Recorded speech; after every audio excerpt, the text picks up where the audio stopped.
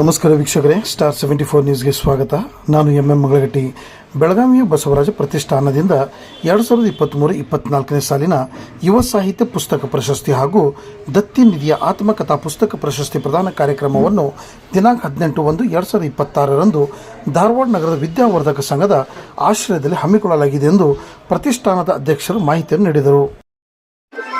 ಬೆಳಗಾವಿಯ ಬಸವರಾಜ ಕಟ್ಟಿಮನಿ ಪ್ರತಿಷ್ಠಾನದಿಂದ 2023 ಮತ್ತು 2024ನೇ ಸಾಲಿನ ಯುವ ಸಾಹಿತ್ಯ ಪುಸ್ತಕ ಪ್ರಶಸ್ತಿ ಮತ್ತು ದತ್ತಿ ನಿಧಿಯ ಆತ್ಮಕಥಾ ಪುಸ್ತಕ ಪ್ರಶಸ್ತಿಯನ್ನು ಧಾರವಾಡದ ವಿದ್ಯಾವರ್ಧಕ ಸಂಘದ ಆಶ್ರಯದಲ್ಲಿ ದಿನಾಂಕ 18 ಜನವರಿ 2026ರಂದು ವಿದ್ಯಾವರ್ಧಕ ಸಂಘದ ಪಾಟೀಲ ಪುಟ್ಟಪ್ಪ ಸಭಾಭವನದಲ್ಲಿ ಆಯೋಜಿಸಿದ್ದೇವೆ.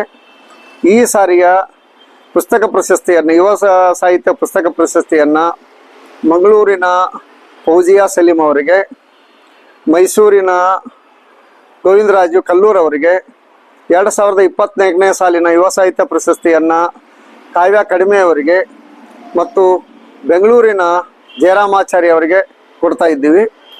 ಅದನ್ನು ಪ್ರಶಸ್ತಿ ಪ್ರದಾನ ಮಾಡಲಿಕ್ಕೆ ಕರ್ನಾಟಕ ಕನ್ನಡ ಅಭಿವೃದ್ಧಿ ಪ್ರಾಧಿಕಾರದ ಅಧ್ಯಕ್ಷರಾಗಿರ್ತಕ್ಕಂಥ ಪುರುಷೋತ್ತಮ ಬಿಳಿಮಲೆ ಅವರು ಪ್ರಶಸ್ತಿ ಪ್ರದಾನ ಮಾಡ್ತಿದ್ದಾರೆ. ಪ್ರಶಸ್ತಿ ಪುರಸ್ಕೃತರ ಪರವಾಗಿ ಅಭಿನಂದನೆ ನುಡಿಗಳನ್ನು ಆಡಲಿಕ್ಕೆ ಕೇಂದ್ರೀಯ ವಿಶ್ವವಿದ್ಯಾಲಯದ ವಿಕ್ರಮ್ ವಿಸಾಜಿ ಜೊತೆಗೆ ಧಾರವಾಡದ ಡಾಕ್ಟರ್ ಮಾಲತಿ ಮುದುಕವಿ ಅವರು ಅಭಿನಂದನೆ ನುಡಿಗಳನ್ನು ಆಡಲಿದ್ದಾರೆ. ಅಧ್ಯಕ್ಷತೆಯನ್ನು ಪ್ರತಿಷ್ಠಾನದ ಅಧ್ಯಕ್ಷರಾಗಿರ್ತಕ್ಕಂಥ ಡಾಕ್ಟರ್ ಯಲ್ಲಪ್ಪ ಹಿಮ್ಮಡಿ ಅವರು ವಹಿಸ್ತಾ ಇದ್ದಾರೆ. ಆ ದಿನ ಪ್ರಶಸ್ತಿ ಪ್ರದಾನ ಸಮಾರಂಭದ ಜೊತೆಗೆ ಬಸವರಾಜ ಕಟ್ಟಿಮನಿ ಪ್ರತಿಷ್ಠಾನದ ಪ್ರಕಟಣೆಗಳ ಎಲ್ಲವನ್ನೂ ಅರ್ಧ ಬೆಲೆಗೆ ರಿಯಾಯಿತಿ ದರದಲ್ಲಿ ಮಾರಾಟ ಮಾಡ್ತಾ ಇದ್ದೀವಿ.